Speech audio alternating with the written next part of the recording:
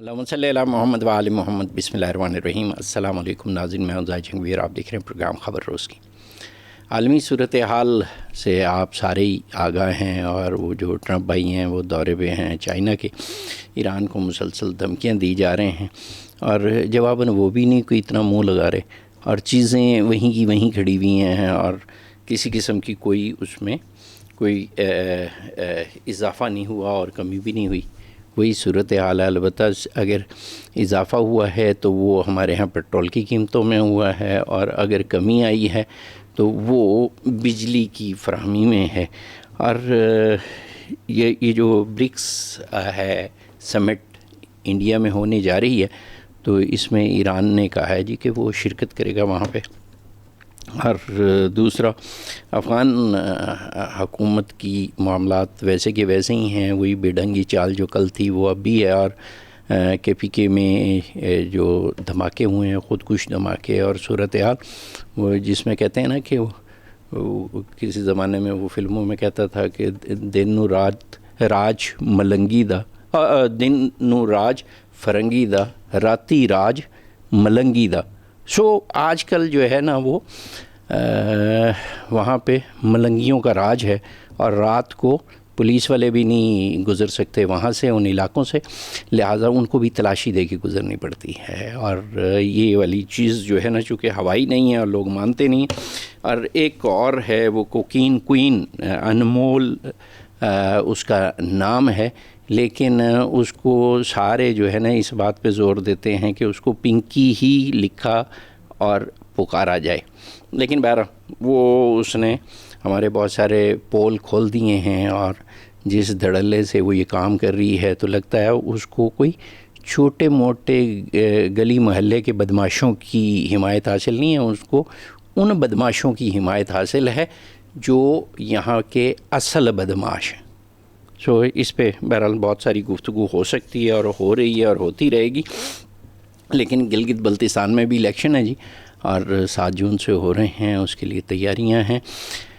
لیکن سب سے اہم بات یہ ہے کہ ہمارے مائی باپ آئے ہوئے ہیں IMF والے، اور وہ معاشی مائی باپ وہی ہیں، چاہے ہم ایٹمی قوت ہیں لیکن ہمارے ہاں ہاتھ میں کشکول ہے، اور بجٹ جو ہے وہ انہیں جو IMF نے بنا کے دینا ہے، جس پہ ہمارے ہاں وہ کیا کہتے ہیں گوڈے جڈا انگوٹھا ہم لگا کے تو عوام کی گردن پہ رکھ دیں گے۔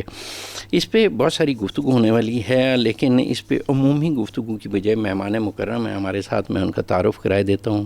ویسے تو کسی تعارف کے محتاج نہیں ہیں، جناب مرزا اختیار بیگ صاحب ہمہ گیر شخصیت ہیں، بزنس مین بھی ہیں، رکن پارلیمنٹ بھی ہیں، اور پیپلز پارٹی کے رہنما بھی ہیں، اور جو اسٹینڈنگ کمیٹی ہے اس کے چیئرمین بھی ہیں، اور باقی کمیٹیوں کے ممبر بھی ہیں، ڈھیر ساری ان سے گفتگو کا اس میں اگر ان کا تعارفی تقریب کی گئی تو میرا خیال ہے پروگرام کا خاصا حصہ اس میں نکل جائے گا۔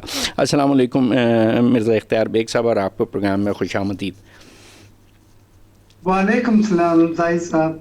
اچھا جی بیگ صاحب، ایک تو یہ جو ہمارے مائی باپ آئے ہوئے ہیں IMF والے، وہ جو ایسٹ انڈیا کمپنی ہوتی تھی، یہ اب اس کی جگہ انہوں نے لے لیا، اور ہم بہادر شاہ ظفر بنے ہوئے ہیں، پے فاتحہ کوئی آئے کیوں، کوئی 4 پھول چڑھائے کیوں۔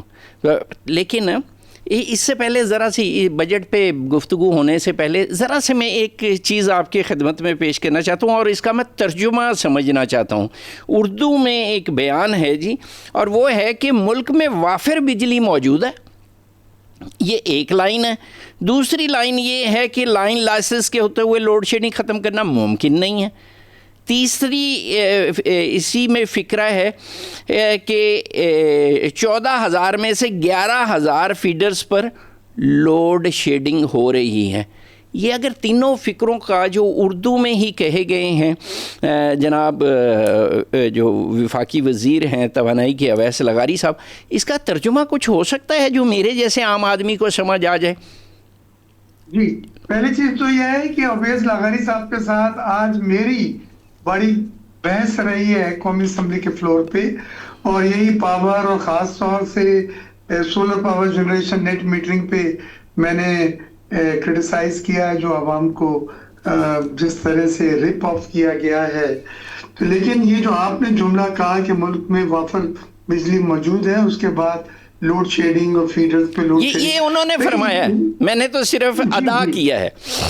जी जी जी, उन्होंने फरमाया। उनका कहना ये है कि सर हमारे पास कोई 8-10 हजार मेगावाट इजाफी बिजली है नेशनल ग्रिड के ऊपर, लेकिन वो जहाँ लोड शेडिंग कर रहे हैं वो इस बुनियाद पे नहीं कर रहे हैं कि वहाँ बिजली की शॉर्टेज है या कमी है और इसलिए लोड शेडिंग हो रही है।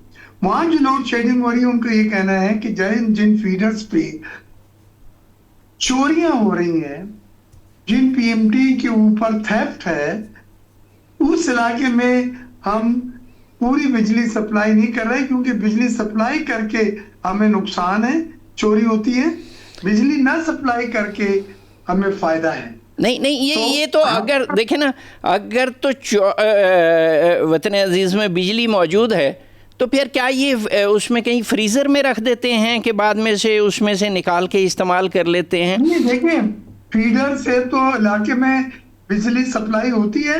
अगर कुछ इलाकों में चोरी इतनी ज्यादा है कि 50% चोरी है, 40% चोरी है, 60% चोरी है जो बिजली आ रही है उसमें से, तो इनकी नई पॉलिसी में ये उस इलाके को लोड शेडिंग इलाका बना देते हैं, यानी बिजली की पहले ठीक हो गया। इसका मतलब ये है बेग साहब कि 12 घंटे की थी, ताकि कम से कम बिजली सप्लाई हो और कम से कम बिजली चोरी हो। बिल्कुल सही है। चले जो मेरा प्लीज एतराज है जी वो ये है कि वो लोग जो अपने बिल वक्त पे कर रहे हैं, जो सिटीजन है, उनको सजा उन चोरों की जो टीएनडी लॉसेस और थेफ्ट के जिम्मेदार हैं क्यों दी जा रही है? बिल्कुल सही कहा आपने। ये गलत पॉलिसी है। ये वैसे अजीबोगरीब किस्म का काम है कि जी ये जो मंतक है, मेरा ख्याल है इसी जो मंतक है, न्यूटन की जगह इनको जो है कोई आलमी अवार्ड भी मिलना चाहिए। आज तो खैर वो ले ही उड़े हैं, वो जो उनके उन पे मेहरबानी फरमाई गई है। और इसी तरह के अगर इसी तरह के न्यूटन मौजूद रहे तो चोटी ज़ीरी में वो जो बैंक का मामला था वो भी शायद किसी वक्त उठे। मेरा ख्याल है उसका नाम मेहरान बैंक था, और जिस पार्टी के साथ वो मौजूद हैं वही पार्टी यहाँ से इस्लामाबाद से लोगों को लेके गई थी उसी चोटी ज़ीरी में। चलें आगे चलते हैं जी, मेरा ख्याल है कि इससे आगे चलते हैं। और बजट है जी 5 जून को, और क्या ये इसको शेयर कर लिया गया है? चूँकि आज 13 है मई, और पीछे जितने दिन बच जाते हैं और फिर उनमें से जितने वर्किंग डेज़ बच जाते हैं, तो क्या बजट के पेश होने से पहले वो जो पहले असम्बली और फिर कमेटी और कमेटी से फिर असम्बली में पेश होने का मामला जो है, ये सारा कुछ पढ़ लिया जाएगा? जी, बहुत अच्छा सवाल है आपका। आजकल हमारी standing committee on finance and review की मुतवातर तसलसल के साथ मीटिंग्स हो रही हैं, और ये मीटिंगों में वो तमाम अहम बिल्स जो अमेंडमेंट्स के हैं, जिसमें fiscal responsibility date limitation act है, स्पेशल इकोनॉमिक जोन्स है, इंपोर्ट एक्सपोर्ट एग्जिम बैंक है, फोरक्लोजर लॉ है जो हाउस फाइनेंसिंग के लिए पावर दे रहे हैं बैंकों को कि वो रिपोजेस कर सकते हैं प्रॉपर्टी अपना 90 डेज के बाद। जी। तो ये तमाम चीजें हमसे डिस्कस हो रही हैं, और हम उसमें जो बेहतरी हो सकती है वो करके उन बिलों को पास कर रहे हैं। यानी आपकी कमेटी उसको पास करेगी और फिर वो असेंबली में भेज देगी? जी हाँ, वो फिर हम रिपोर्ट और बिल तमाम असेंबली को देंगे, और असेंबली में फिर वो पास होंगे, और साथ साथ ये बजट कैसा भी बनेगा। अच्छा, एक बात जरा चलें इसमें बाकी की बातें तो आगे चल के आपसे मैं समझने की कोशिश करता हूँ, लेकिन एक बात तो बताइए कि अगर दिल पे हाथ रख के ये कहा जाए कि ये जितने अरकान असम्बली हैं वो ये जो आप लोगों की जो वो किताबें हैं जो जिनको आप शिक वाइज देख रहे हैं, पढ़ रहे हैं, बहस कर रहे हैं, वो उसको उस बजट को पास करते हुए इनमें से कितने लोग हैं जिन्होंने उसको सिर्फ सरसरी सा भी पड़ा हो। अरकान असम्बली की मैं बात कर रहा हूँ। फाइनेंस बिल जिसको कहते हैं जी 2026-2027, ये आपको बजट की तकरीर के साथ मिलता है और इतना टाइम नहीं होता है कि पार्लियामेंटेरियन मेंबर नेशनल असेंबली उसको पढ़ सकें, लेकिन हमारे standing committee on finance and revenue को एक एक क्लॉज, अगर 1000 पेजेस हैं तो एक एक पेज रिव्यू करके उसमें अगर कोई अमेंडमेंट है तजवीज करके। नहीं, मैं आप लोगों की नहीं बात कर रहा, उस कमेटी के मेंबर्स की नहीं बात कर रहा, मैं तो अरकान असेंबली की बात कर रहा हूँ जिन्होंने उसको। बहुत कम टाइम मिलता है, फिर वो तकरीर जो होती है उसी को बेस बना के पहले को ये आ रहा है बजट 2 तारीख से बहस शुरू होगी, सही, और फिर उसके ऊपर वो सवाल बना के लाते हैं। और लेकिन इस बहस में खुसूसी वो लोग ज्यादा हिस्सा लेते हैं कि जो इकोनॉमी का थोड़ा सा बैकग्राउंड है, फाइनेंस का बैकग्राउंड है, लेकिन उसमें फिर अमेंडमेंट्स वगैरह कमी होती है, ग्रांट्स वगैरह को अप्रूवल वो देते हैं जो बजट में अनाउंस की गई होती हैं। ठीक हो गया। अच्छा, एक बात और, ये आवाम का बजट है या IMF का बजट है? देखिए, हर बार ये कहते हैं दुश्मन, ये बिजनेस फ्रेंडली अवाम दोस्त बजट है, लेकिन इस बार ये IMF दोस्त बजट होगा, क्योंकि IMF के प्रोग्राम में है हम, और IMF का एक प्री बजट कंसल्टेशन डेलीगेशन आया हुआ है कि जो तमाम हदायत को हमसे डिस्कस करेगा। उसमें स्टेट बैंक से भी वो मिल रहे हैं, FBR से भी मिल रहे हैं, standing committee for finance revenue से भी मिल रहे हैं, और बाकी स्टेक होल्डर हैं जिसमें federation of Pakistan chamber of commerce और ओवरसीज इन्वेस्टर चैम्बर भी है, उनसे मिलेंगे। उनसे मिलके इन्होंने रेवेन्यू एक्सपेंडिचर टारगेट को सेट करना है, तय करना है, फिस्कल डेफिसिट के टारगेट, PSDP, टैक्स रेवेन्यू और FBR के रिफॉर्म पे बात करनी है। टैक्स कलेक्शन टारगेट 1400 अरब रुपए का, ब्रॉडनिंग टैक्स नेट है, टैक्स नेट को बढ़ाना है 9% से कम 11% पे लेके जाएं, 12 पे, आखिरी अदब 14 और 15 है। अफरात-ए-दर, current account, foreign exchange reserves का टारगेट देना है। एक्सपोर्ट और रेमिटेंस परफॉर्मेंस पे उनकी हदायत है, और रिफॉर्म्स पे बड़ा जोर होगा जो एनर्जी सेक्टर की हैं, प्राइवेटाइजेशन की हैं, एक्सपोर्ट लेड ग्रोथ है। तो ये तमाम चीजें हैं जो इकोनॉमी में, इसके अलावा कुछ बचता नहीं है, जिसके ऊपर वो रिव्यू भी करेंगे, हदायत भी देंगे, और फिर उन हदायत को अचीव करने के लिए हिकमत अमली भी हुकूमत को देनी होगी। मिसाल के तौर पे 2026-27 का रेवेन्यू टारगेट मुतवक्का 1400 अरब 1.4 ट्रिलियन का है। फिर आप रिटेलर्स और रियल एस्टेट और एग्रीकल्चर को अभी तक टैक्स नेट में नहीं ला सकी है हुकूमत। वो ये कहते हैं कि ये GDP में इनका हिस्सा 20 और 21% है, और एग्रीकल्चर टैक्स 1% देती है। तो ये क्यों? ये नाइंसाफी है, उसको भी 20-23% कम से कम दे। और इंडस्ट्री जो है उसका 60% हिस्सा है GDP में और इकोनॉमी में, लेकिन टैक्स जो है इंडस्ट्री का हिस्सा 21% है, लेकिन टैक्स इंडस्ट्री से 60% लिया जा रहा है। जो वो कहते हैं कि ओवरबर्डन इंडस्ट्री को आपने ओवरबर्डन करा हुआ है। तो ये रैशनल करना है, तो जिस सेक्टर का इकोनॉमी में GDP ग्रोथ में जो हिस्सा है, कम से कम जितना टैक्स हो हिस्सा दे, उसी से उतना हिस्सा वसूल किया जाए। बिल्कुल ठीक बात है आपकी। अच्छा जी, हमारे साथ मौजूद हैं बेग साहब, हमारे साथ ही रहिए। डॉक्टर सलमान शाह साहब, साबिक वज़ीर ख़ज़ाना है। अस्सलाम वालेकुम शाह साहब मोहतरम। जी वालेकुम अस्सलाम। शाह साहब, एक जिस तरह ये IMF वाले आए बैठे हुए हैं, और वैसे तो खासे अरसे से ही आते हैं, और फिर यहाँ पे वो मौजूद भी होते हैं, वो कहते हैं शायद एक फ्लोर भी उनके पास है। तो क्या जिस तरह इस दफ़ा वो मुलाकातें कर रहे हैं और मुख्तलिफ़ लोगों से, वजारत ख़ज़ाना के लोगों से, FBR के लोगों से, और FPCCI के लोगों से, और दीगर स्टेक होल्डर्स से, तो कहीं ऐसा मुझे नहीं लगता, मुझे तो ऐसा फ़ील होता है कि कुछ अरसे बाद वो जो गिरदावर, पटवारी और पटवारियों के मुंशी, उनसे भी गुफ्तगू करेंगे कि भाईजान ये कितना माल आप کما رہے ہیں اس میں کوئی IMF کو بھی دیں؟ نہیں، آئی تھنک IMF کا تو نہیں ہے یہ رول، لیکن کیونکہ حکومت یہ رول پورا ادا نہیں کر رہی اور وہ IMF کو ایک قسم کی فورس کر رہی ہے کہ وہ بالکل نٹی گریٹی میں آ جائے اور دیکھے کہ کیا مسئلے مسائل ہیں پاکستان کی اکانومی میں، اور اس میں بہت سی چیزیں ایسی ہیں جو کہ ہونی چاہیے اور اکنامک گروتھ کی طرف اس کو جانا چاہیے.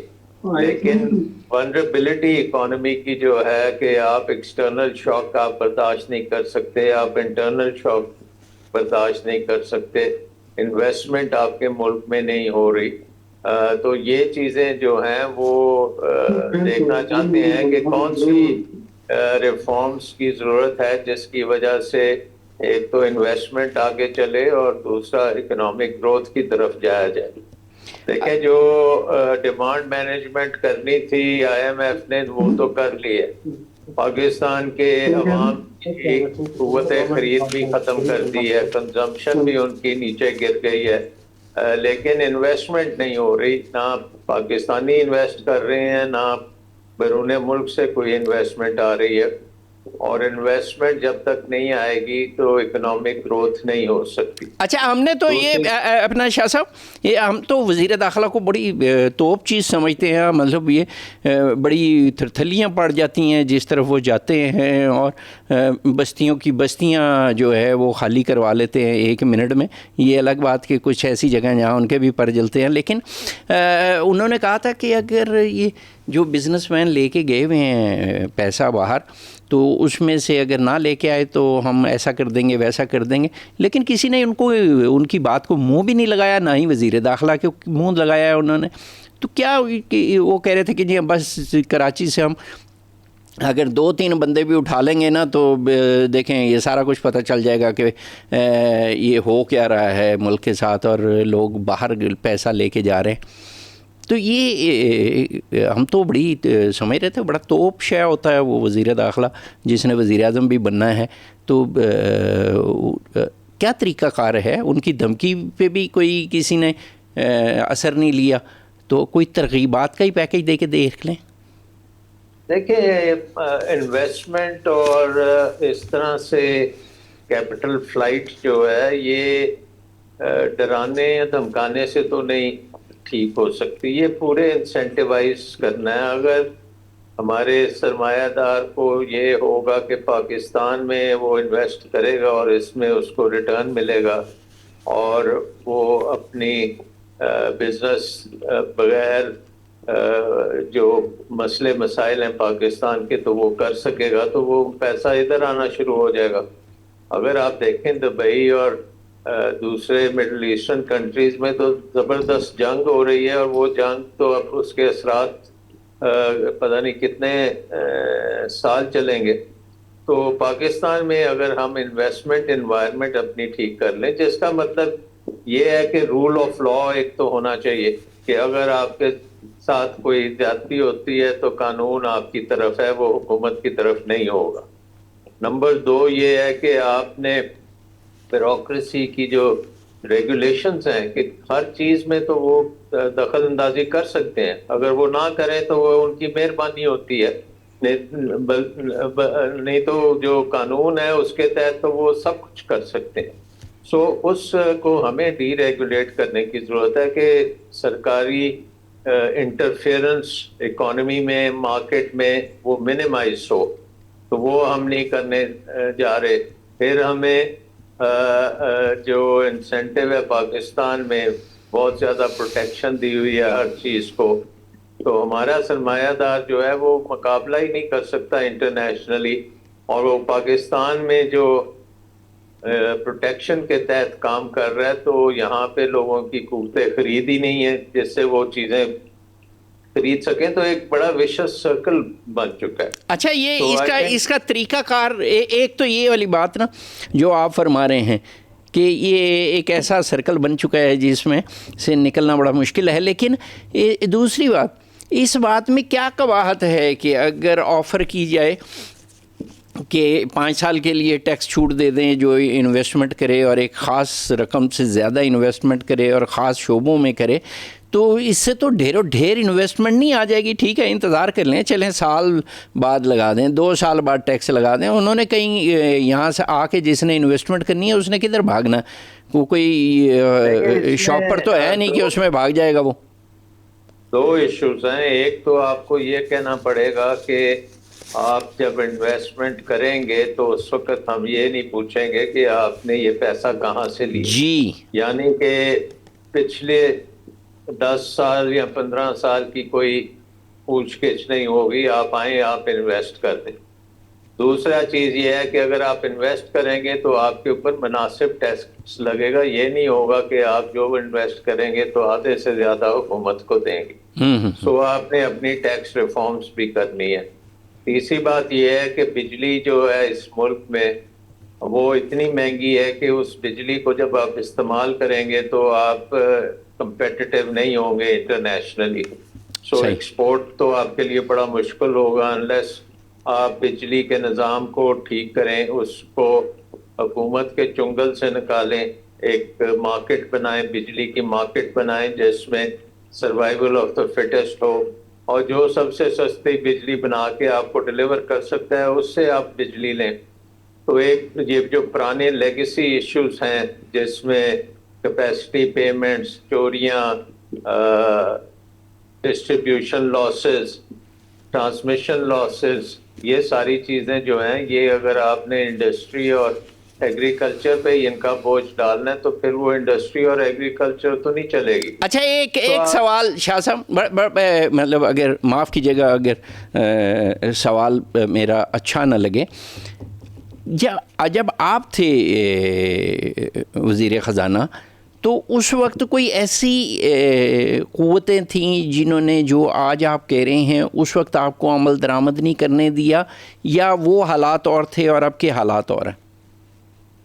نہیں دیکھیں، اس وقت تو بہت زیادہ ریفارمز ہوئی تھی نا. سب سے بڑی ریفارم تو ٹیلی کام سیکٹر میں ہوئی تھی. نہیں میں ان کی بات کر رہا ہوں، یہ انویسٹمنٹ، یہ جو کچھ آپ نے فرمایا ہے یہ تو ہم سب کے دل کی بات ہے نا کہ انویسٹمنٹ ہو، اس کو تنگ نہ کیا جائے.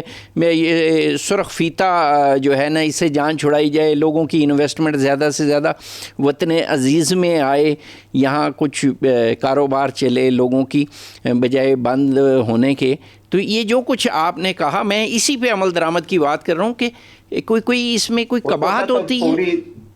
نہیں، اس وقت بہت انویسٹمنٹ تھی. آپ کی investment G D P ratio جو تھی وہ 23% تک پہنچ چکی تھی، جو پاکستان کی ہسٹری میں سب سے زیادہ تھی. اور آپ کا فورن انویسٹمنٹ تو ایک سال میں $8 ارب آپ کو آیا. آپ کی ہر قسم کی آپ نے انٹرنیشنل مارکیٹس میں اپنے بانڈز بھی دیے، اپنے G D S global depository receipts دیں، آپ کی کمپنی انٹرنیشنلی لسٹ ہو رہی تھی. تو اب کیوں نہیں ہو سکتا؟ اب آپ کے بعد کیوں نہیں ہو سکتا انہی چیزوں پہ عمل درآمد تاکہ وطن عزیز میں زیادہ سے زیادہ انویسٹمنٹ آئے، بجائے اس کے کہ یہاں سے انویسٹر بھاگ کے کوئی بنگلہ دیش جا رہا ہے، کوئی نائجیریا جا رہا ہے، کوئی گلف میں جا رہا ہے. دیکھیں نا، یہ تو آپ کو سوال پوچھنا چاہیے 2008 کے بعد جو حکومتیں آئی ہیں انہوں نے ریورسل کیسے کی. سب سے امپورٹنٹ چیز یہ ہے کہ ہم نے ایف بی آر کو تقریباً جو ایک سسٹم تھا نظام ٹیکس کا، اس میں یہ تھا کہ جو بھی ٹیکس پیئر اپنا ٹیکس دے گا آپ اس کو ایکسیپٹ کریں گے، اور 3 سال کے لیے کوئی آپ اس کی جا کے اسکروٹنی نہیں کریں گے اور اس کا ایکسیپٹ کریں گے ریٹرن. اس کا نتیجہ یہ ہوا کہ ہماری ٹیکس ریونیو ایک دم بڑھنی شروع ہوئی ہے، بے شمار بڑھی. اچھا، تو وہ پھر ایف بی آر کی ریفارمز بھی ہم نے سیلف اسیسمنٹ اسکیمز بنائیں جس میں ہم نے کہا کہ یہ جو بھی بزنس مین اپنے سیلف اسیسمنٹ کرے گا اس کو ہم مانیں گے. اور اس کے ساتھ ساتھ ہم نے ڈیٹا بیس بنانی شروع کی کہ تاکہ ڈیٹا کی بیسس کے اوپر سارا کام کیا جائے. لیکن 2008 میں یہ ساری چیزیں ریورس کر دی گئیں. کیوں؟ میں یہی والی بات پوچھ رہا ہوں نا، کیوں آیا ان کو؟ آپ کی کون سی اس میں کوئی خامی تو ہے نہیں جو آپ کہہ رہے ہیں، یہ تو بڑی عمدہ بات ہے. جی ایف بی آر نے جب اس وقت کے صدر کو پریزنٹیشن دی تھی تو سننے میں آیا ہے انہوں نے کہا تھا کہ جی ہمارے ہاتھ باندھ دیے گئے ہیں, ہم ٹیکس کلیکٹ نہیں کر سکتے جب تک یہ سیلف اسیسمنٹ کا نظام ہے, تو آپ ہمیں طاقت دیں گے تو ہم پھر آپ کے لیے ٹیکسوں کا انبار لگا دیں گے. تو اس وقت پھر یہ نظام جو ہے جس کو سیلف اسیسمنٹ کہا جاتا ہے اس کو آپ نے ریچ کیا, اور اس وقت سے آج تک آپ دیکھیں کہ آپ کی انویسٹمنٹ نہیں اٹھی. 2008 میں انویسٹمنٹ جو 23% تھی, 2007 میں 2008 میں وہ کوئی 12-13% پہ آ گئی, اور آج 10-15 سال ہو گئے اس بات کو, تو 14-15% سے اوپر انویسٹمنٹ نہیں گئی. اور اس کی مین وجہ میرا خیال یہی ہے کہ ہمارا نظام بیوروکریسی کے ہاتھ میں بہت زیادہ چلا گیا, سیلف اسیسمنٹ ختم ہو گئی, بیوروکریٹک رولز آ گئے, ہر چیز کو کنٹرول کیا جاتا ہے. پھر سرکاری جو محکمے تھے اس میں جو ریفارمز تھیں وہ نہیں ہو سکیں, کیونکہ یہ بجلی کی ریفارمز کا تو اسٹریٹجی جو ہے وہ تو آج سے 30 سال پہلے بن گئی تھی, جس کو واپڈا کی ریفارمز کہتے ہیں, جس کے تحت پاکستان کو بے شمار ورلڈ بینک سے پیسہ بھی ملا اور ایڈوائس بھی ملا, لیکن وہ ریفارمز ہم نے نہیں کی. اور اس میں سب سے بڑی ریفارم یہ تھی کہ جیسے ٹیلی کام میں آپ نے ایک منوپلی حکومت کی جو تھی اس کو ختم کر کے اوپن کیا ٹیلی کام سیکٹر کو, جی جی جی, تو بجلی کے سیکٹر کو بھی اوپن کرنا تھا تاکہ جو ہے اس میں انویسٹمنٹ آئے اور حکومت کی جو ایک قسم کی انٹرفیئرنس کے بغیر بنے. اور اچھا کیا شاہ صاحب ایسا ہو سکتا ہے, ایسا ہو سکتا ہے کہ اب بھی اگر اسی طرح کی آفر کی جائے اور خود تشخیصی نظام ہو اور جو انویسٹمنٹ آئے اس کو ہو سکتا ہے, کیوں نہیں ہو سکتا؟ تو اس میں حرج کیا ہے؟ تو ہم نے دیکھا ہے. جی جی, تو اس میں حرج یہ ہے کہ جو کنٹرول ہے اکانومی پہ وہ بیوروکریسی کے ہاتھ سے نکل کے انٹرپرینیورز کے پاس آ جاتا ہے, اور اس میں بیوروکریسی جو ہے وہ پھر ایک سائڈ پہ بیٹھ کے تماشا صرف دیکھتی ہے, وہ کام جو پہلے ان کی حکمرانی تھی وہ نہیں چلتی. سو آئی تھنک کہ یہ جو پورا نظام ہے اوور لوڈ ہو چکا ہے بیوروکریسی کے رولز کے ساتھ اور بیوروکریسی کی طاقت سے, اور جب تک آپ اس کو آپ واپس نہیں کریں گے تو یہ نظام چل نہیں سکتا. کیونکہ بیوروکریسی جو ہے وہ ایڈمنسٹریشن تو کر سکتی ہے لیکن اکنامک جو ڈیولپمنٹ ہے یا اکنامک ڈیسیجن میکنگ ہے وہ نہیں وہ کر سکتے. اچھا شاہ صاحب ایک اور چیز, اور وہ پہلے تو بجٹ آیا کرتا تھا نا سال کے سال, اس وقت لوگ انتظار کیا کرتے تھے کہ جی وزیر خزانہ کی بجٹ کی تقریر ہوگی تو اس کے بعد اس کو وہ ترجمہ کرایا کرتے تھے, اور پھر ترجمہ کرنے کے بعد وہ مارکیٹ میں چیزوں کے کوئی ریٹس کا بھاؤ تاؤ نکلتا تھا. اب تو جو ہے وہ پہلے مہینہ وائز اور پھر ہفتہ وائز, اور اب تو روزانہ کے حساب سے بجٹ کا کلہاڑا عام آدمی پہ چلتا ہے, اور اس کی معاشی گردن جو ہے وہ کاٹ کے رکھ دیتے ہیں, وہ دوبارہ ڈیٹ ہو کے دوبارہ زندہ رہ جاتا ہے. تو یہ والا جو سلسلہ ہے کہ عام آدمی کی گردن پہ چھری چلا کے تو آئی پی پیز کے گھر بھرا جا رہا ہے, اور مسلسل ان کو, اور کئی ہزار ارب روپیہ ہم دے کے نہیں تھکے. تو کیا یہ کب تک ہوتا رہے گا یہ سلسلہ؟ آئی تھنک یہ اس وقت تک ہوتا رہے گا جب تک جن لوگوں نے یہ معاہدے کیے تھے اور جن کے دستخط ہوئے معاہدوں پہ, ان سے جب تک آپ نہیں پوچھیں گے کہ یہ کیوں کیا تھا اور اس کے کیا آپ کو انسینٹیوز تھا اس قسم کے معاہدے کرنے میں, اس وقت تک یہ معاملہ حل نہیں ہوگا. کیونکہ ہم سارا کا سارا ملبہ جو ہے وہ آئی پی پیز پہ ڈال دیتے ہیں, ایسے کہ جیسے آئی پی پیز کے ساتھ دوسری طرف حکومت پاکستان کے جو نمائندے تھے وہ اندھے تھے اور ان کو نہیں پتا تھا کہ کیا وہ سائن کر رہے ہیں. نہیں وہ ان کو پتا تھا, ان کو بالکل پتا تھا, چونکہ ان کے حصے تھے, ان کے پاس پیسے تھے. مجھے خود بندہ ملا جو جس نے کہا جی کہ وہ بیرون ملک سے آئے ہوئے اس کے جو باسز ہیں اور بس صرف معاملات کچھ طے پا جائیں اور جو ہے وہ پیسے ضرورت سے زیادہ مانگ رہے ہیں. میں نے اس طرح کی تو باتیں وہ کھلے عام ہوتی تھیں اور میں بڑا حیران ہوا کہ یہ تو جس طرح بندہ یہاں سبزی منڈی سے سودا سلف نہیں خریدنے کے لیے بھاؤ تاؤ کرتا, تو اس وقت اس طرح کے بھاؤ تاؤ ہو رہے تھے کہ جی آپ مال حرام میں سے کتنے % فوراً سے پیشتر ادا کریں گے تاکہ وہ منحوس کردار جو ہیں وہ ملک کی معیشت کی فصل کو اجاڑ سکیں دستخط کر کے. جی یہی ہے ہمارے ملک میں جو جس کو آپ ایلیٹ کیپچر کہتے ہیں, یہی انہوں نے پورے ملک کو کیپچر کیا ہوا ہے. اور آپ دیکھ لیں کہ پورے انرجی سیکٹر نے ہر پاکستانی کو کھوکھلا کر کے رکھ دیا, اس کو بینکرپٹ کر دی.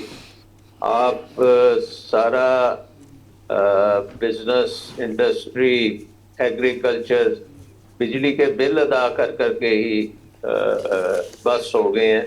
اور یہاں وہ پھر وہ چوری کرتے ہیں, اتنی مہنگی بجلی ہے تو چوری بھی بڑا منافع بخش بزنس بن گیا ہے. سو یہ نظام چل نہیں, اصل میں بیسک پرابلم نظام کا ہے. اور جب تک آپ نظام کو ٹھیک نہیں کریں گے تو آگے کام نہیں چلے گا. تو ہمارے پاس تو ہے ہی کوئی نہیں, نظام کا کوئی کنٹرول عام آدمی کے تو بیچارے کے ہے ہی نہیں.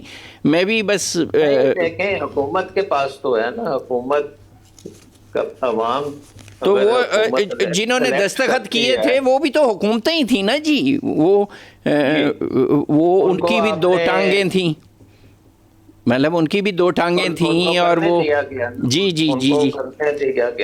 اچھا چلیں شاہ صاحب ایک اور بات, یہ تو نوحہ ہم یعنی کرتے ہی رہیں گے. یہ جو IMF سے ابھی ہمیں 1.3 بلین ڈالر وصول ہو گئے ہیں, اس پہ ہم نے کوئی بھنگڑے شنگڑے بھی ڈال لیے ہیں اور مزید بھی ڈالیں گے, تو کتنے کے دن, کتنے مہینے, کتنے کے سال چلیں گے یہ پیسے جن کے حصول کے لیے ہم IMF کو مائی باپ سمجھتے بھی ہیں اور ان کے آگے رکوع نہیں سیدھا سجدہ ہی کیا ہوا ہے ہم نے؟ یہ کتنے کا عرصہ چل جائیں گے جی 1.3 بلین ڈالر؟ یہ 1.3 بلین ڈالر کا معاملہ نہیں ہے. یہ IMF آپ کے پیچھے اگر کھڑی ہے تو وہ آپ کا نظام جو ہے نا وہ اس کو گرنے سے وہ بچاتی ہے. لیکن وہ بھی اب تنگ پڑ چکے ہیں, اور وہ اس لیے جو آپ نے شروع میں بات کی کہ وہ اب پٹواریوں تک جائیں گے پوچھنے کے لیے, وہ اس لیے کہ وہ حکومت کے جو اس وقت 50 سے زیادہ منسٹرز ہیں ان کو سمجھ نہیں آتی کہ یہ سارے کیا کر رہے ہیں اور ان کا کیا فنکشن ہے, ان کو کیوں مراد دی گئی ہیں, کیوں ان کو ہر قسم کی ان کی بادشاہت ہے اور یہ ڈیلیور کیا کر رہے ہیں. سو آئی تھنک کہ اگر آپ بجٹ پہ دیکھیں, جب پاکستان میں جب آپ کرنٹ بجٹ اور ڈیولپمنٹ بجٹ دونوں کو کی صفائی نہیں کریں گے, پاکستان کا نظام ٹھیک نہیں ہو سکتا. اور صفائی کا کرنے کا مطلب ہے کہ جو محکمے آپ کے کوئی ڈیلیور ہی نہیں کرتے, صرف کھاتے ہیں, ان کو آپ بند کریں اور بند کر کے وہ پیسہ جو ہے وہ بچائیں. اور اس کے ساتھ اگر آپ کو اور جو ٹیکس ہیں وہ پھر آپ کم بھی کر سکتے ہیں, جو پروڈیوس کرتا ہے اس کو آپ زیادہ بینیفٹس دیں. سو یہ پورا فریم ورک ہے, پورا ایک کیا کہنا چاہیے مائنڈ سیٹ ہے کہ آپ نے اپنے ملک کو ایفیشینٹ کرنا ہے, آپ نے ملک کی خاطر جو بھی ڈیسیجنز لینی ہے اور پرائیویٹ سیکٹر کو آپ نے آگے لانا ہے. اور یہ شاہ صاحب مجھے یہ والی بات, وہ جو آپ نے ٹیلی کام سیکٹر کی بات کہی تھی نا, مجھے اس لیے سمجھ آتی ہے کہ جو اس وقت PTCL لگوانا, جو لینڈ لائن فون جو ہے لگوانا, یہ ہر بندے کے بس کی بات نہیں تھی, بڑی پرچی چاہیے ہوتی تھی. اور جی, اور شہر میں جو ٹیلی فون آپریٹر ہوتا تھا ایکسچینج میں, وہ بڑا توپ چیز ہوتا تھا، اور اب اس کی ویلیو 2% کی بھی اس لیے نہیں رہی کہ ہر آدمی کے ہاتھ میں فون ہے اور اس میں سم ڈلی ہوئی ہے. وہ چاہے ہمارے ہاں وہ کہتے ہیں نا کہ بوکر دیندے بھی جڑا ہے نا وہ فون تے گلاں ہوندیاں. سو یہ جو چیزیں ہیں تو اس کی وجہ سے ان کی سفارش، ان کی ٹرنیلی، ان کی یہ پھرتیاں، اور یہ جو وزیر کے بیانات، اور وہ جو اپنے مامے، چاچے، تائے، پھوپھے اور سالے بہنوئیوں کو بھرتی کرواتے ہیں اور اچھے عہدوں پہ، تو وہ تو سارا سسٹم ہی ختم ہو گیا. تو آپ کی بات مجھے یوں سمجھ آ رہی ہے کہ اگر یہ سارا کچھ پرائیویٹائز ہو جائے تو پھر تو یہ گرو بھی کرے گا اور چیزیں ان کے ہاتھوں سے نکل بھی جائیں گی جو اب یہ سمجھ رہے ہیں کہ وہی عقل کل ہے اس کائنات میں. جی بالکل صحیح بات ہے. اور اس میں جو مین چیز ہے وہ کمپٹیشن ہے. آپ نے جیسے ٹیلی کام میں آپ کی کمپنیز، بے شمار کمپنیز ہیں، ہر وقت وہ ایک دوسرے سے مقابلہ کرتی ہیں اور ایک دوسرے سے بہتر سروس بھی دینے کی کوشش کرتی ہیں اور بہتر پیکج بھی دینے کی کوشش کرتی ہیں. تو اس سے کنزیومر کا بہت فائدہ ہوتا ہے. تو اگر ہم یہ نوکری شاہی کو بجلی کے محکمے سے بھی نکال لیں گے اور ادھر بھی اس قسم کی کمپنیز بن جائیں گی جو کمپیٹ کریں گی، اور سب سے سستی جو بجلی دے گا وہ سب سے بڑا بنتا جائے گا. تو آئی تھنک کہ یہ نظام جو ہے یہ بڑا چل سکتا ہے اور اس کی پوری تیاری کی ہوئی ہے. یہ نہیں ہے کہ ہمیں پتہ نہیں ہے کہ کیسے کرنا ہے. اس کی پوری ڈاکیومنٹیشن سارا کچھ مکمل ہے، پچھلے 10 سال سے مکمل ہے. ٹھیک ہو گیا. یہ آپ نے بڑی اچھی بات کہی. وہ کہتے ہیں کہ جو ہے نا من کے بارے میں ایک بہت ہی سخت قسم کا لفظ ہے، تو اس کو تو من اگر اس پہ مائل نہ ہو، چلے میں اس کو کوئی اردو سا ترجمہ میں نے کرنے کی کوشش کر دی، باقی بندے کو ہر ایک کو سمجھ آ رہی ہے جو میں عرض کرنے کی کوشش کر رہا ہوں. تو حجتاں ڈھیر ہوندیاں نے. مطلب یہاں پہ بھی نجکاری کمیشن موجود ہے اور نجکاری نہیں ہو رہی. اچھا اسی طرح ایجوکیشن منسٹر موجود ہے، حالانکہ یہ صوبوں کا سبجیکٹ ہے. ہیلتھ منسٹر وفاق کا موجود ہے، حالانکہ یہ صوبوں کا سبجیکٹ ہے. مطلب یہ سارا کھکھیڑ جو ہے یہ تو خود آئین کی خلاف ورزی، ان کے خلاف تو خود آرٹیکل 6 لگنا چاہیے کہ یہ خود آئین کی خلاف ورزی کر رہے ہیں. جی بالکل. اس وقت آپ کے پاس 2-3 چیزیں ہیں جو آپ کے سامنے بہت بڑے مسئلے بنے ہوئے ہیں.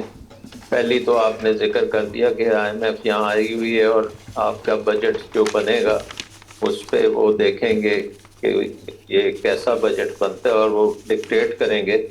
لیکن آئی تھنک IMF کے ہوتے ہوئے ایک چیز ہماری سوورینٹی ختم ہو گئی ہے، کیونکہ ہم کچھ اور کرنا چاہتے ہیں، IMF کہتی ہے نا یہ ایسے مت کریں. وہ کیا کہتے ہیں، بیگرز آر ناٹ چوزرز. یہ آپ نے ہم چاہتے ہیں کہ یہی سسٹم چلتا رہے، لیکن IMF کہہ رہی ہے نہیں اب آپ چینج کریں. IMF ہماری ہمدرد بن چکی ہے. بالکل صحیح، بہت شکریہ. یہ بجٹ میں آپ کو ٹھیک کرنا پڑے گا. دوسرا NFC کا جو اس وقت معاملہ چل رہا ہے اس کو بھی بڑے سوچ سمجھ کے ٹھیک اگر کر لیں اور پیسہ جو ہے وہ لوکل گورنمنٹ تک پہنچا دیں کسی طریقے سے اور ترقی کا عمل لوکل گورنمنٹ تک لے جائیں تو پھر شاید کوئی آپ کو اپرچونٹیز نظر آنی شروع. بہت شکریہ ڈاکٹر سلمان شاہ صاحب، روز نیوز کے ساتھ رہنے کا آپ کا اور آپ کی گفتگو کا بہت شکریہ. اچھا مرزا اختیار بیگ صاحب کو چونکہ انہوں نے وہ میزبان تھے، انہوں نے اپنے گھر پہ تقریب رکھی ہوئی تھی اور ارکان اسمبلی جو ہیں ان کی انہوں نے میزبانی کرنی تھی، لیکن انہوں نے ہمارے لیے وقت نکالا تھا تو اس لیے وہ چلے گئے. تو ان کا بھی بہت شکریہ. اور ہمارے ساتھ موجود ہیں جناب جمیل احمد صاحب، اور گفتگو ہماری جو ہے دوسرے موضوع پہ ہے اور وہ گلگت بلتستان میں جو آمدہ انتخابات ہیں ان کے حوالے سے ہے. جمیل احمد صاحب جو ہے سابق ڈپٹی اسپیکر ہیں گلگت بلتستان کے اور پاکستان پیپلز پارٹی کے رہنما ہیں. السلام علیکم جمیل احمد صاحب. جی وعلیکم السلام. اچھا جی، الیکشن کی آمد ہے، اگر ہم سیاسی اس سے ایک طرف ذرا ایک سائڈ پہ رکھ دیں تو آپ صرف اگر تجزیہ کریں تو کیا آپ دیکھتے ہیں کہ یہ جو الیکشنز ہیں جس میں 7 جون کو ہونے ہیں، 2220 پولنگ سٹیشنز ہیں، 9,34,000 سے زائد ووٹرز ہیں، اور اگر کل امیدوار 664 ہیں، 19 خواتین ہیں، آپ کیا خیال کرتے ہیں کون سی جماعت اکثریت حاصل کرے گی؟ اگر آپ اپنی جماعتی وابستگی سے ذرا تھوڑا سا بالا تر ہو کے ہمیں بتائیں گے تو۔ اگر فری اینڈ فیئر الیکشن ہوئے تو پیپلز پارٹی لیڈ کرے گی۔ اس کی وجوہات یہ ہے، پچھلے 3 الیکشن جو ہم دیکھ چکے ہیں 2009 میں، 2015 اور 2020 میں، اس میں وفاق کی بھرپور مداخلت ہوئی، پھر بھی پیپلز پارٹی ووٹ کے حساب سے سنگل لارجسٹ پارٹی تھی، لیکن مینجمنٹ میں سیٹیں شاید ہمیں نہیں ملی۔ تو اگر فری فیئر الیکشن ہو تو پیپلز پارٹی لارجسٹ پارٹی ہوگی۔ اچھا جی اس کے لیے کیا درکار ہے؟ فری اینڈ فیئر ہمارے ہاں کہا تو یہی جاتا ہے، اور صاف شفاف اور یوں کوئی 10-12 الفاظ ہیں جو ہر دفعہ جو ہے وہ پانی میں مدانے کی طرح بولے جاتے ہیں اور کہے جاتے ہیں۔ تو کیسے اور کن علاقوں سے جیتے گی آپ؟ چونکہ گلگت کا مزاج اور ہے، جو اسکردو ہے اس کا مزاج اور ہے، اسی طرح جو استور ہے وہاں کا مزاج کچھ اور ہے، اور باقی علاقوں کے بھی اسی طرح مزاج کچھ اور ہیں۔ تو آپ کیسے خیال کرتے ہیں کہ آپ کامیابی حاصل کریں گے اور بہت زیادہ؟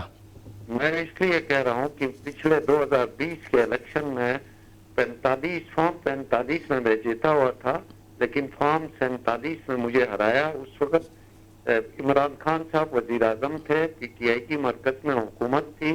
یہ شروعات جو ہے یہاں سے ہوئے تھے، گلگت سے۔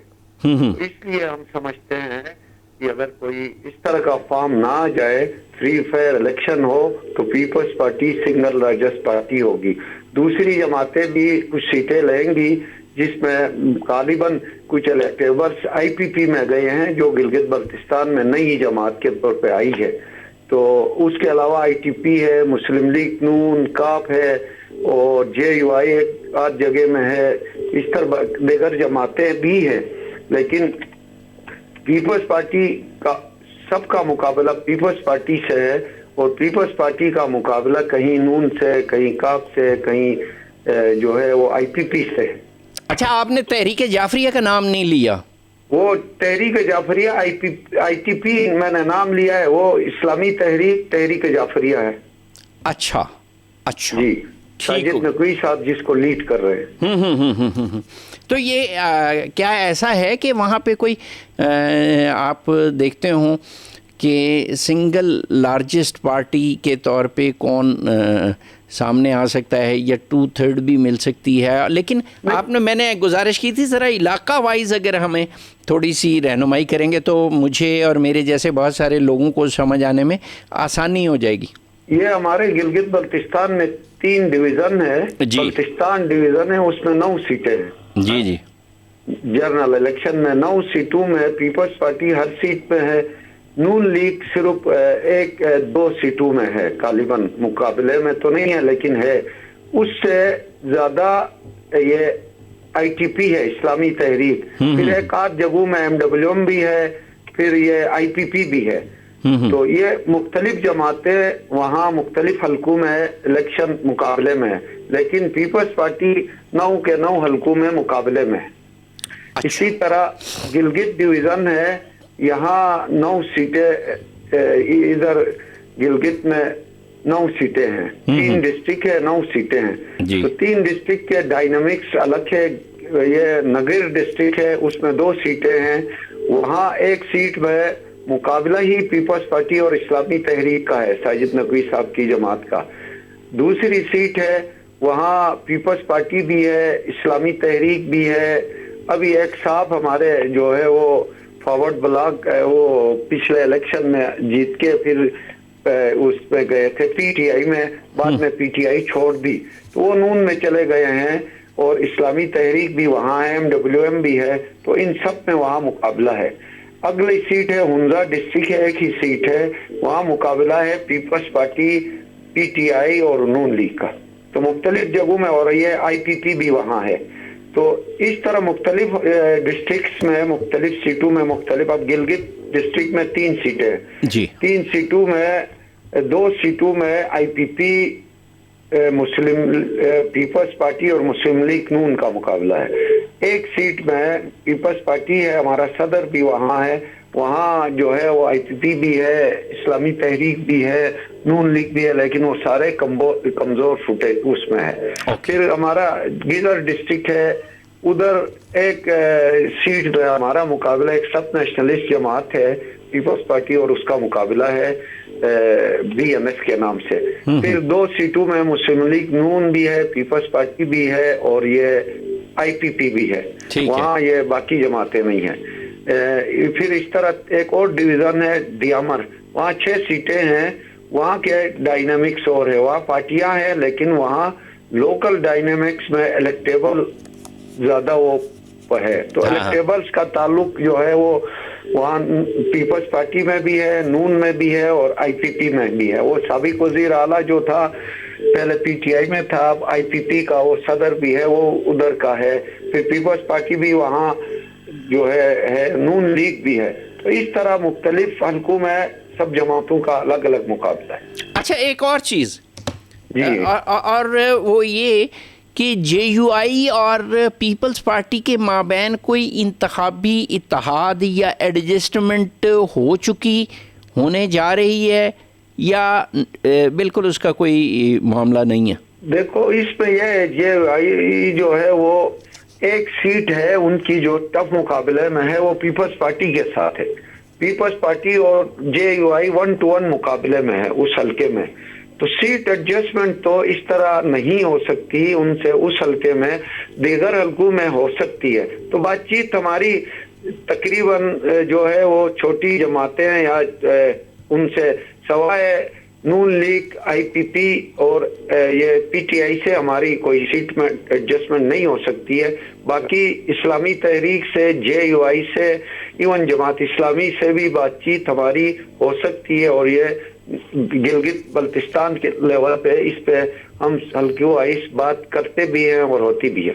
اچھا دوسرا وہاں پہ گلگت بلتستان میں جو باقی ملک سے ذرا تھوڑی سی مختلف صورتحال ہے یا تھی، وہ یہ تھی کہ وہاں پہ فرقہ وارانہ معاملات بہت زیادہ گرو کر جاتے تھے، اور سیاسی لوگ جو ہے وہ بعض اوقات 2 مسجدوں یا 2 مولویوں یا 2 مذہبی جو مکاتب فکر کو لیڈ کر رہے ہوتے تھے. میں گلگت کی بات کر رہا ہوں، تو وہ ان کے سامنے سر اٹھانے کی قوت نہیں رکھتے تھے. لیکن اب وہاں پہ یہ والا ایک بہت عمدہ معاملہ سامنے آیا کہ وہاں فرقہ وارانہ یہ مذہبی انتہا پسندی کی بجائے جو ہے سیاست نے جو ہے گرو کیا ہے.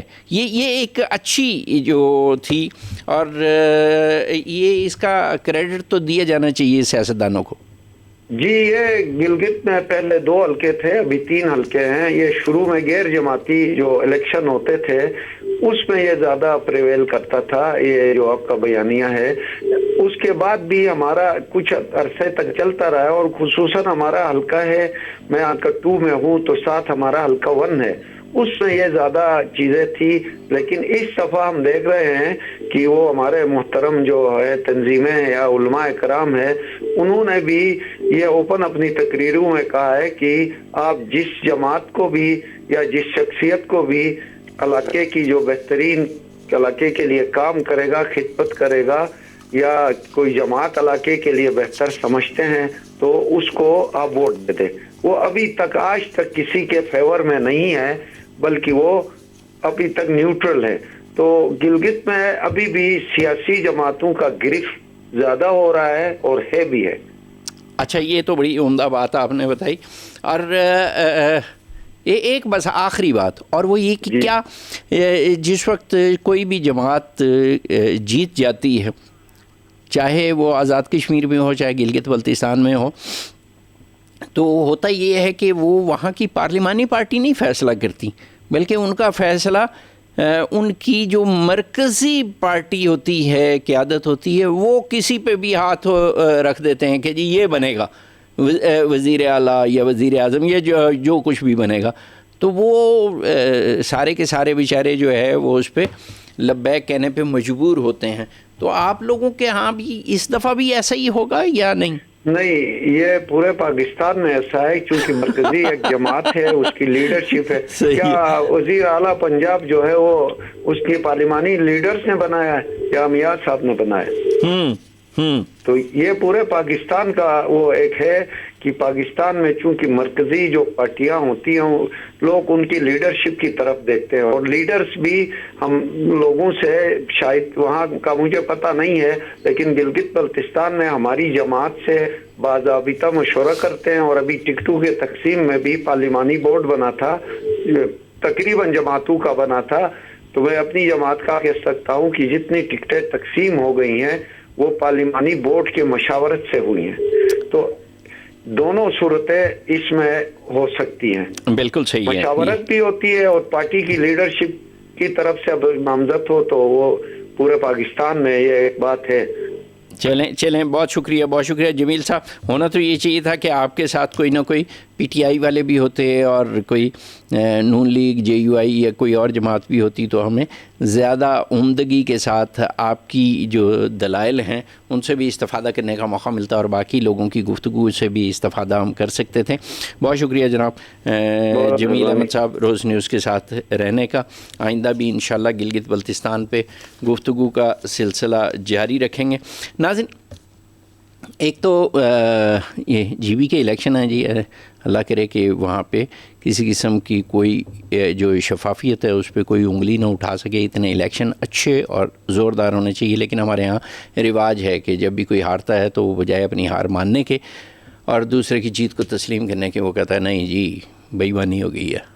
اچھا، ایک بات یہ، اور دوسرا یہ جو بجٹ ہے، اور بجٹ ہے ہمارے پاس عجیب و غریب قسم کا ہم کمبینیشن ہے۔ ایک طرف ہم ایٹمی قوت ہیں اور دوسری طرف ہم کشکول بردار ہیں، اور ہمارے جو معاشی فیصلے ہیں وہ آ کے آئی ایم ایف والے کر رہے ہیں اور ہمیں بلکہ ڈکٹیٹ کر رہے ہیں۔ نہ صرف ڈکٹیٹ بلکہ اب تو مجھے لگتا ہے کہ وہ بنا بنایا لا کے دے دیں گے کہ بھائی جان اس کے اوپر آپ صرف جاری کر دیں اور زیادہ گفتگو کرنے کی کوشش نہ کریں، اور اگر اس کے اجرا کا ہی معاملہ ہے تو اس پہ بحث مباحثے کی کیا ضرورت ہے؟ کلرک کے دستخطوں سے آپ جاری فرما دیں۔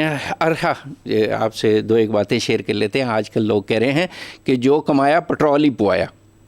آج کل یہ صورتحال ہے کہ جو بھی بندہ جو بھی کما رہا ہے یا اس کی جو بھی تنخواہ ہے یہ ساری کی ساری جا رہی ہے پٹرول کے ڈلوانے میں۔ اور یہ جو بجٹ ہے اللہ کرے کہ اس کا کلہاڑے کی صورت اختیار نہ کرے تو، لیکن میرا خیال ہے ہماری کوئی دعا شعا اس سلسلے میں کام نہیں آنی۔ البتہ یہ ہو سکتا ہے کہ جو فیلڈ مارشل ہیں انہوں نے جو کامیابی انڈیا کے مقابلے میں حاصل کی اور پھر عالمی سطح پہ ثالثی کے حوالے سے جو مقام پاکستان کو دلوایا ہے، تو ذرا ایک نظر ان معاملات معاشی مارکہ حق بھی اگر ہو جائے تو بہت عمدہ ہو جائے گا، اور ہم ہر قسم کی یہ جو ہے نا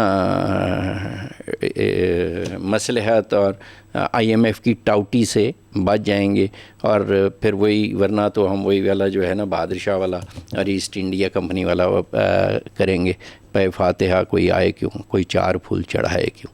تو یہ والی کہانی نہ اللہ کرے ہو جائے۔ اللہ آپ کو ہم سب کا حامی ناصر رضا جنگوی کو اجازت دیجیے۔ اللہ وارث۔